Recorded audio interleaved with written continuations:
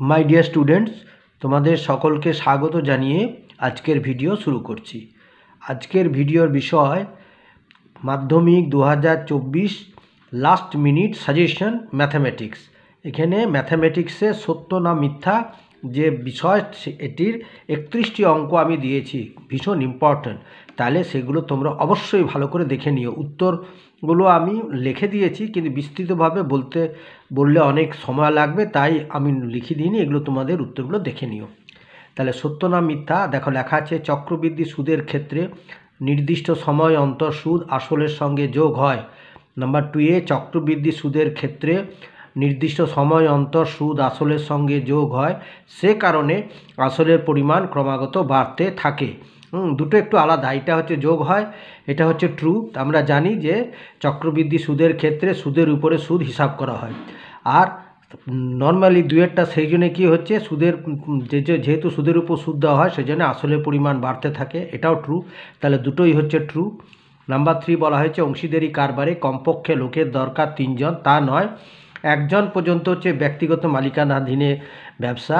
ব্যক্তিগত ব্যবসা একজন হলে, আর 2 জন হয়ে গেলে সেটা হয়ে যাবে অংশীদারি কারবার। 2 জন যদি, কমপক্ষে 2 জন যদি মিলিতভাবে মানে নিজেদের সহমতির ভিত্তিতে যদি ব্যবসা মূলধন নিয়োগ করে ব্যবসা করে, সেটাকে বলা হবে অংশীদারি কারবার। ঠিক আছে, তাহলে এখানে কমপক্ষে 2 জনের দরকার, লেখা আছে 3 জন, তাহলে এটা হচ্ছে মিথ্যা।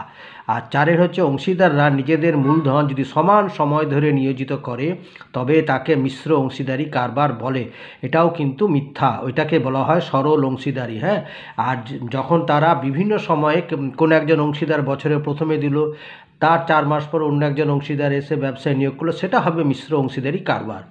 আচ্ছা, উত্তরগুলো পরে দেওয়া আছে, আমি খালি বলে দিচ্ছি। মিশ্র অংশীদারি কারবারে প্রত্যেক অংশীদারের মূলধন এবং সময়ের গুণফলের অনুপাতে লাভ বা ক্ষতির অংশ নির্ণয় করা হয়, এটা সত্য। নাম্বার 6 সময় অপরিবর্তিত থাকলে আসল বাড়লে সুদের পরিমাণ কমবে, এটা মিথ্যা। আর x⁶ প্লাস 5x³ প্লাস 6 = 0 সমীকরণটি x³ এর সাপেক্ষে দ্বিঘাত, এটা সত্য। আর ax² - bx + c = 0 whereas a ≠ 0 সমীকরণের বীজদ্বয়ের যোগফল ও গুণফলের অনুপাত হবে b:c, এটাও সত্য। আচ্ছা, নাম্বার 9 বলা হচ্ছে 2 - √3 এবং 1/2 + √3 একই রাশি, এটাও সত্য। নাম্বার 10 বলা হচ্ছে যে পাই √π একটি দ্বিঘাত করণী না, এটা মিথ্যা। ঠিক আছে, এর পরেরটা হচ্ছে x² - x + 2 = 0 সমীকরণের বীজদ্বয় বাস্তব নয়। হ্যাঁ, এটা হচ্ছে কি সত্য। নাম্বার 12 হচ্ছে x ভ্যারিজ অ্যাজ z এবং y ভ্যারিজ অ্যাজ z হলে xy ভ্যারিজ অ্যাজ z হয়, এটাও সত্য। ঠিক আছে, আর কোনো ত্রিভুজের একটি দ্বিঘাত করণী ও তার অনুবন্ধী করণীর যোগফল ও গুণফল সর্বদা মূলদ সংখ্যা হবে না, এটা মিথ্যা। কোনো ত্রিভুজের পরিকেন্দ্র সর্বদা ত্রিভুজের অভ্যন্তরে থাকবে, এটা ফলস, মিথ্যা। 15টা হচ্ছে একটি ত্রিভুজের বাহুর দৈর্ঘ্যের অনুপাত 3:4:5 হলে ত্রিভুজটি সমকোণী ত্রিভুজ হবে, এটা হচ্ছে সত্য। আর নাম্বার 16 বলা হয়েছে ABCD একটি বৃত্তস্থ সামান্তরিক হলে কোণ এর মান 90 ডিগ্রি, এটা সত্য। আর 17টা বলা হয়েছে ABCD বৃত্তস্থ সামান্তরিক হলে AC বৃত্তের ব্যাস, এটাও সত্য। আচ্ছা, 18 হচ্ছে 3টি অসমরেখ বিন্দু দিয়ে একটি মাত্র বৃত্ত আঁকা যায়, এটাও সত্য। আচ্ছা, এরপরেরটা হচ্ছে 19 একটি বৃত্তের বহিস্থ কোনো বিন্দু থেকে ওই বৃত্তে কোনো স্পর্শক আঁকা যায় না, এটা মিথ্যা। বৃত্তের বহিস্থ বিন্দু থেকে 2টো স্পর্শক আঁকা যায়। আচ্ছা, 2টো সাধারণ স্পর্শক আঁকা যায়। ঠিক আছে, আর 20টা হচ্ছে দুটি বৃত্ত পরস্পরকে অন্তঃস্পর্শ করলে তাদের 2টি সাধারণ স্পর্শক থাকবে, এটা মিথ্যা।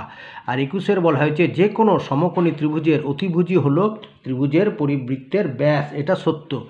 আর 22টা একটি নিরেট লম্ব বৃত্তাকার চোঙের সমতলের সংখ্যা 3টি, এটা মিথ্যা। আর নাম্বার 23টা বলেছে অর্ধবৃত্ত অপেক্ষা ক্ষুদ্রতর বৃত্তাংশস্থ কোণ স্থূলকোণ, এটা হচ্ছে সত্য। ঠিক আছে, আচ্ছা, এরপরে হচ্ছে sec² 27 ডিগ্রি - cot² 63 ডিগ্রি এর সরলতম মান 1, এটা সত্য। ঠিক আছে, তারপরেরটা হচ্ছে sin² 1 ডিগ্রি + cos² 89 ডিগ্রি = 1, এটাও সত্য। এবারে 26-এ হচ্ছে সূর্যের উন্নতি কোণ 30 থেকে বৃদ্ধি পেয়ে 60 ডিগ্রি হলে একটি পোস্টের ছায়ার দৈর্ঘ্য বৃদ্ধি পায়, এটা মিথ্যা। 27-এ নিরেট অর্ধগোলকের তলের সংখ্যা দুটি, এটা তলের সংখ্যা হচ্ছে দুটি, একটা হচ্ছে সমতল আর একটা হচ্ছে বক্রতল, এটা সত্য। 28-এরটা বলা হয়েছে একটি খুঁটির ছায়ার দৈর্ঘ্য 0 হলে সূর্যের উন্নতি কোণ 90 ডিগ্রি হবে, এটা ট্রু, সত্য। আর 29-এ হচ্ছে √2 - 3 এর অনুবন্ধীকরণী √2 + 3, এটা মিথ্যা, ঠিক আছে। আর 30 হচ্ছে দুটি বৃত্ত পরস্পরকে বহিঃস্পর্শ করলে সাধারণ স্পর্শকের সংখ্যা হবে দুটি, এটা হচ্ছে সত্য। আর লাস্ট হচ্ছে একটি ঘনকের সমগ্র তলের ক্ষেত্রফলের সাংখ্যমান এবং আয়তনের সাংখ্যমান সমান হয়, তবে ঘনকের একটি বাহুর দৈর্ঘ্য হবে 6 একক, এটা হচ্ছে সত্য। এখানে দেখো উত্তরমালাগুলো আমি সব দিয়ে দিয়েছি, তোমরা এটা ভালো করে দেখে নিও, ঠিক আছে। আজ